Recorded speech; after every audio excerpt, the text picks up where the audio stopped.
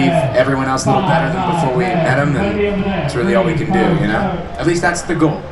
I think for you guys, listening, I love doing these interviews because if you're listening between the words there, you can see that when I first asked you about the books, hey, we were young, we didn't know, we just did that. And you can see that all of a sudden that responsibility is creeping in because you clearly, from what you just said, you were clearly starting to understand that, oh, there's a big responsibility here. When did that come about? Clearly on at the beginning. When did you start to realise, whoa, there's a responsibility for me here to present these characters well? Because they're very loved.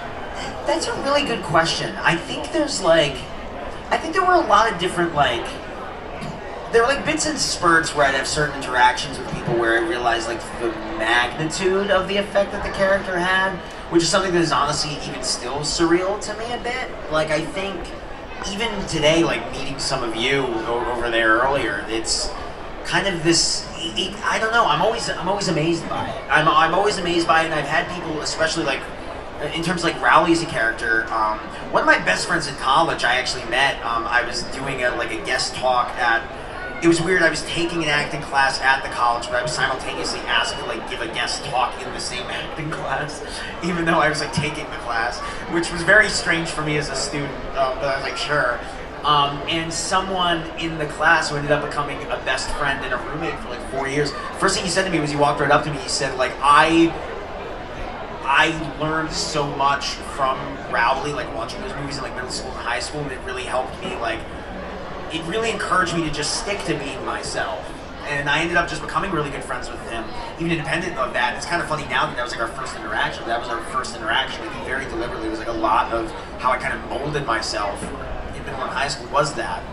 And and there's so many ripple effects. I meet people who are I named my dog Rowley, and I'm cool. And it's I got a tattoo of you on my arm. And I'm oh, and it's a lot of I don't know. There's some interesting things and things like that. But yeah, I think Rowley as a character is very inspirational to a lot of people, and that's something that I think as I got older and I began to see in my own way that sometimes people don't act like Rowley. There's a lot of it's good to have a role model in that way. It also was just cool. I would say even when we got back from filming the first one, my people at my middle school, they thought it was cool I did that, but they got used to me as an actor. And then I'd go to other schools, different things, and it was just I don't know. And I get messages from people. It's really just I almost don't even know how to answer some of these questions because it is really mind-boggling and there is a lot of responsibility. I'd also just say from a professional perspective, I think something that I really didn't realize until college was how amazing it was to have a role like that early. Because you start taking these acting classes. I've had conversations with Zach where you start taking some of these classes and you're meeting other people and you realize the degree with which you were given something so quickly, and from a professional perspective, how cool that is. I'm about to be a geek for a second, but one of my favorite, I love Roger Ebert, the film critic, and I watch a ton of movies, and if it came out while he was alive and he reviewed it, I like reading his reviews afterwards. And he gave Wimpy a really good review, and something that I feel really lucky about is someone who's still pretty young and things. I think it's pretty cool in this lifetime. I was in a movie that came out in 2010, he died in 2012. I was in a movie that he really liked, and that's just something, I don't know. There's a lot of little things like that, really just, a lot of responsibility, a lot of just really wonderful stuff. Very lucky. If I had to ask both of you, if there was one thing that you hoped that people took away from your performance in that film, one thing that you hoped, what would it be? First off, that's a great question. I don't think I've ever been asked that. You go first. It sounds cliche, but I think Rowley really is, Rowley as a character really stands for this in a lot of ways. Just be yourself. It's, again, it sounds really corny, but I think, so much of the message of, I love all the movies. I have a soft spot for the first one specifically, because I think in terms of what we were talking about with that kind of transition into middle school and that responsibility, I think the message of the first one is always something that really resonated with me, which is that there really isn't a point in not just being who you want to be, because at the end of the day, you will bring people in that you want to be around you. You will bring people in because it will connect with that authenticity, and I think that's something that authenticity specifically is something I've really valued and something I've tried to embody a lot in my life, and I'm happy that character stands for that in a lot of ways. So yeah, I would hope that out of that performance, people get that sense of just being yourself, because Rowley is radically himself, even if it makes him look like a little bit of a goof sometimes. You know, there's something in the Wimpy Kid movie diary that I really like that Jeff wrote, where he says, what Rowley does is this line where it says, it makes it. Rowley is a nonconformist without understanding what that word means, and I really, really like that phrasing specifically. But yeah, I don't know, just be yourself. I think authenticity and originality is the Yeah. message that we've got there, Yeah. and that is so important. Not to try and be anyone else, but to be yourself, because you're the best person at being yourself. Yeah. I'm gonna add on to that. You know what's scary about being yourself is typically you don't fit into the mold of what. Obviously, I'm from America, Rob's from America. We have interesting things in our society that we all partake in. I guess an example loosely that I'm trying to, and maybe it'll help explain my point, but we don't pay so much attention to, I was on the escalator in London, but like if you're not gonna go fast, you make room on the left side so people can go by you, right? It's normal here. That blew me away, we don't have that. I think in Japan, I haven't been often, but if you're sick, you wear a mask, and that's pretty respectful. It doesn't sound half bad actually to me. But what I'm saying is there are things in our own individual societies that we've all become accustomed to, and I don't think question them, and it's not saying that we should question them, but what I mean is, in order to be yourself, you have to go against what the norm is in your particular society, and that can be scary because you're going against fitting in, being accepted, which is innate in all of us. And I think I'm learning, and I'll get to your question too about what I want people to take away from my role in Wimpy Kid, but, and maybe it's not ironic, is a lot of people over the years have made jokes saying that Greg is psychotic or he's a narcissist. What's wrong with him? And I think it's easy to look at him as someone who's, you know, black and white, meaning one thing. But what I've seen as I've gotten older is Greg is actually all of us. Greg desperately wants to fit in. He wants to be liked, he wants to be seen and appreciated. And he doesn't know how to do it. In fact, the only way he knows how is maybe the way that has been taught to him, or he's absorbed, or maybe from the role models, or that he's looked up to. But he's not psycho, and he's not narcissistic. He just doesn't know, ultimately, and not ironically, that you just got to be okay with who you are, and it's not about winning everybody over. It's about winning over people that genuinely care about you, which, by the way, is difficult in life. We have this idea that it's easy to find a million people that are just going to like us for who we are. But in fact, that's not the case, which is why if we have those few people, we should let them know and tell them and hold on to them. Speaking of which, this guy right here. So the point is, I think that Greg's been misunderstood for those that may think of him as someone who's just one thing, and I just want people to take away that, like, whether it's Riley, whether it's Greg, we've all got both of those sides in us. We have the good and the ugly, and that's what makes us human. We're not perfect, and so I think it's acknowledging that in others, and just doing the best that we can to just be ourselves. And I'm learning that. I feel like my whole life, not to get too philosophical if you haven't already told, I think quite a lot, but I feel like I've worn a mask my whole life. I've wanted to get the job, I've wanted people to like me, I've wanted to uphold this responsibility, like you said earlier, of these roles that I was casting as a kid. But I'm also like, even here, I was sitting on this stage going, you know, like, this is a beautiful part of my life and I'm grateful for it, and there's so many other things that I'm also working on, and Rob's working on, and I'm sure we all are, that, like, we're not all just one thing, we're many things, and it's important to pay homage and be grateful for the opportunities that we have and the people that, you know, are around us, and then also recognize that we're all so perfectly I mean, I'm rambling now a bit, but hopefully that makes sense. It's just, we're on our own journeys and we're trying to figure it out, you know, including Greg. Absolutely, and I'll tell you what, for me now, listening to you, all I'm picking up is that you enjoy meeting people that don't know who you are. I bet you get recognized all the time, meeting those people that don't know who you are, and having those very special relationships. You can talk to people about different things, because, you know, we know you as actors. Right, we've seen the films, we know who you are. but there's so many different facets to your characters, and so many different skills and talents. So, you know, Rob, I know you're very much into your writing now, and I wonder if you could speak a little bit about that, especially because I was very, very impressed as you wrote for the Muppets. Yeah. Well, I jumped into writing, I'd say about like 5 or 6 years ago. I jumped into writing, I'd say like 6 years ago. And I think part of that actually ties into something you were just saying about that idea of meeting people who don't know who you are. I think that was something that was really interconnected in my head, because it's something that Wimpy Kid and getting into things as early as I did completely changed my life, and I'm endlessly grateful for it, and I'm endlessly happy, and I wouldn't even know where to begin. I mean, the domino effect, I genuinely wouldn't be sitting here, let alone I think most of the last like 12, 13 years of my life, like it'd be completely different. That said, like I do just love film in general. I love TV in general. I love telling stories. I mean, so much of what got me to acting initially, even before Wimpy Kid, was just enjoying all that process, doing theater and plays and different things. And what ended up just kind of happening somewhere in there was that I realized I was really interested in crafting my own stories as opposed to maybe just being a part of them. I think especially because acting-wise, a lot of the roles that I was going for or getting put out there for were very similar to Rowley. And while Rowley as a character means a lot to me, and Rowley as a character means a lot to other people, I would say that I, as an actor and professionally, was just interested in maybe trying out other stuff, you know?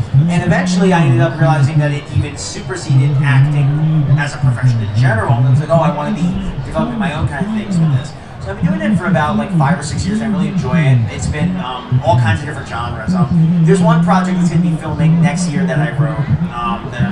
It looks like it's going to be filming in about 7 or 8 months, which I'm really excited for. That could not be more different from Diary of a Wimpy Kid. Like, to the point where, like, I don't even really want to say what it's about because there are children in the audience.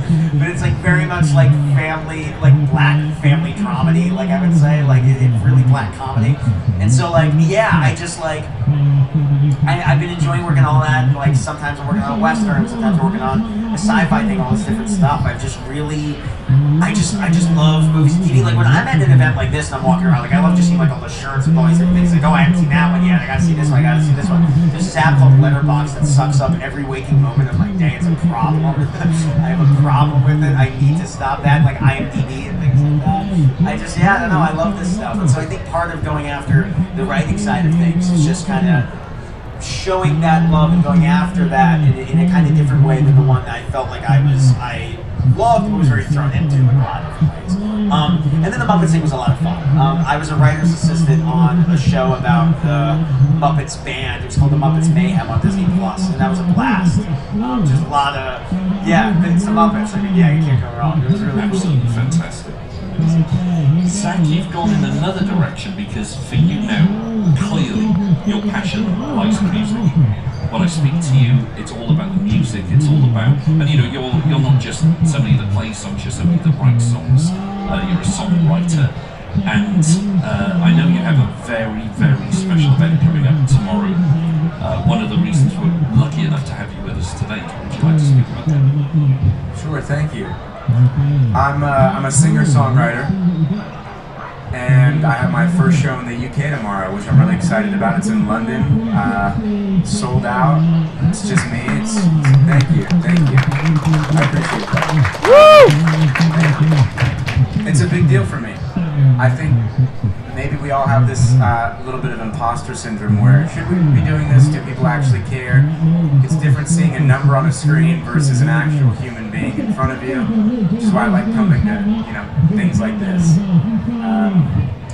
And the one thing that I think acting has been able to translate into music for me is I am a storyteller. I think Rob and I both are. And maybe whether it's writing or songwriting, I've realized that it's a quicker medium and my own medium to explore what it is that I'm going through, maybe the good and the bad. And not so ironically, I fell in love in London a couple of years ago. I wrote a bunch of songs about it. Really proud of those songs, and I'm going to be playing all of them for for a bunch of people from London, and getting to share that with them, which is like my heart, my story, is so meaningful to me, because I've spent my whole life telling other people's stories, and I'm grateful for that. But there's something different. There's something like the stakes have changed. There's this deeper responsibility, and when people like it, it feels like they like a part of me, and when they don't like it, it definitely hurts a little bit more. But obviously, doesn't necessarily have anything to do with me, as you realize as you get older. But yeah, music's been a great outlet. It's allowing me now to travel the world. I'm trying to get better every day. I'm wanting to write more, release more, and hopefully the shows just keep getting bigger and bigger. And obviously tomorrow is a big first step for me, so thank you. Not at all. Do you know this? I know what the answer is going to be. You've got celebrity already, and you can use that to promote your music, or you can completely reinvent yourself and feel happier doing it. And it's going to be number 2, yeah. Well, it's interesting. One thing you said earlier, you said I might be the person that might want people to not know my work. I wouldn't say that's it. It's not that I don't want people to know my work. I'm very proud of it. I think I really I'm just want to connect with people, and so if that's for my acting work, great. And like I said, sometimes people just pretend we're all poor normal people. That's all. I know I get the same too around people that I've grown up with and watched. Been lucky enough to meet, but I think what I'm realizing is the acting stuff's always going to be there. I've done these roles, I've done these movies, they've had their history, they're having a resurgence. And so one thing I really need to do is which is actually quite scary, is like start to let go of that, and knowing that I did that and that was an amazing path, and it's always going to be there whether I lean into it or not. Being grateful for it when people mention it, and then simultaneously going, I'm also Zach, and Zach has a lot to say, and that feels weird because Zach, it's not that Zach was never allowed to say or do what he wants, but I've always, again, when you're in the acting world, you're part of a machine. It's not really about you, and hopefully you understand that, because you're all part of this big machine trying to bring a story to life, whether you're in lights, camera, an actor, makeup, a wardrobe. So the difference is now it's like, well, if I'm gonna theoretically lean into music, I genuinely do have to reinvent myself, or else I'm just gonna be riding off the coattails of something that I'm still proud of, but I don't really need to. They're two, for me, what it seems, as an outsider looking in, is these are 2 chapters, 2 very proud chapters of your life, and they're absolutely wonderful. I wonder if we could end this interview. We've got two people here who would like to ask a question. Would you be kind enough to answer those questions? Can I get a mic just down here? I know you've got a photo shoot. We're okay? We're just down here, and I'm really appreciative of this because I know we're going over time. No worries. People wanted to ask. What's your favourite line you've done in one of his movies? My favorite line I've done in one of the Wimpy movies.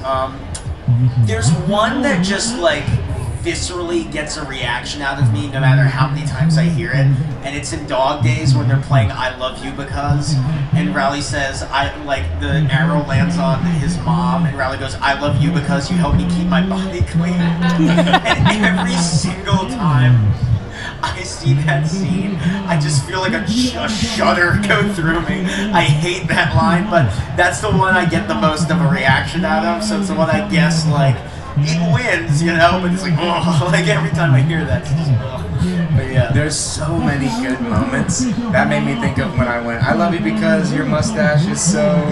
I love it's chocolate, see? In front of that in the church. But also,